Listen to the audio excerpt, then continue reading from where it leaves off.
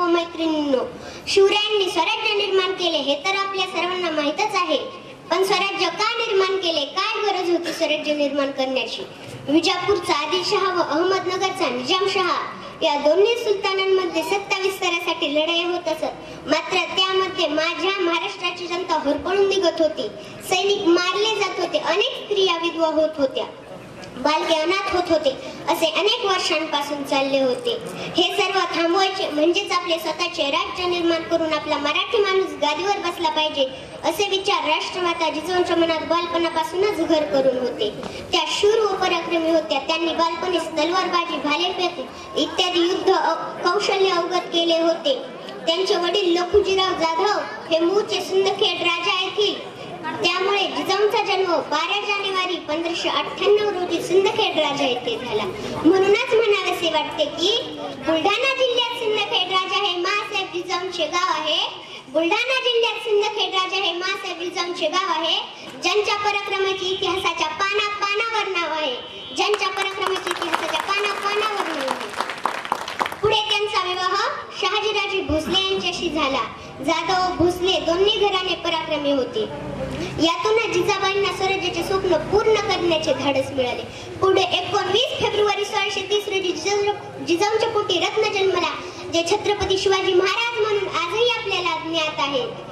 शिवरायांना जिजामातांनी रामाच्या, कृष्णाच्या आणि अभिमन्यूच्या गोष्टी सांगितल्या हे तर आपण लहानपणापासूनच ऐकत आहोत.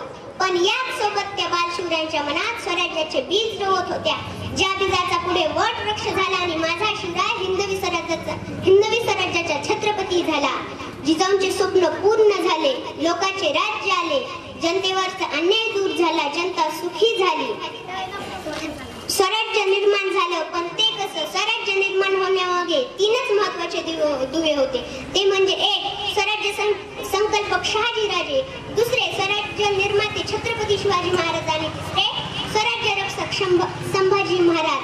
मग या स्वराज्यात जिजाऊंचे नेमके स्थान शहाजीराजे, शिवाजीराजे व संभाजीराजे या तिघांना स्वराज्याच्या त्रिकोणाचे 3 कोण मानले, तर या तिन्ही कोणांना जोडणारी रेषा म्हणजे राष्ट्रमाता जिजाऊ. जेव्हा जिजाऊंचा विचार स्वराज्य संकल्पक शहाजीराजांसोबत केला जातो, तेव्हा ते त्याग आणि समर्पणाचं मूर्तिमंत प्रतीक म्हणून समोर उभे राहतात. जेव्हा छत्रपती शिवाजी महाराजांच्या बाबतीत त्यांचा विचार केला जातो, तेव्हा त्या एक अखंड प्रेरणा स्तोत्र म्हणून समोर उभ्या राहतात. आणि जेव्हा स्वराज्य रक्षक संभाजी महाराजांच्या बाबतीत त्यांचा विचार केला जातो, तेव्हा ते एक आजीचं वात्सल्याचं रूप घेऊन उभ्या राहतात. आज आपण या स्वराज्याची संकल्पना व निर्माण तसेच रक्षण यामध्ये जिजाऊंचा सिंहाचा वाटा आहे. आज आपण या बेलुरा गावामध्ये जमलेल्या दिवसापुरते जिजाऊंच्या चरणी नतमस्तक होत असू व उद्या जिजाऊंचे विचार आचरणात नसतील तर खरंच या जयंत्या साजरी करू नका. या जयंत्याचा काहीही उपयोग होणार नाही. आज सभोवतालची परिस्थिती पाहिली तर खरंच असे वाटते की आजही जिजाऊंचे विचार जिवंत आहेत का? स्त्रियांवर होणारे अत्याचार, शेतकऱ्यांच्या आत्महत्या, जातीभेदाचे राजकारण व इतर गोष्टी आजही आपल्या समाजाला पोचत आहेत. या गोष्टी समाजातून पळून लावायच्या असतील तर जिजाऊंचे विचार आपल्या मनात जिवंत असणे गरजेचे आहे.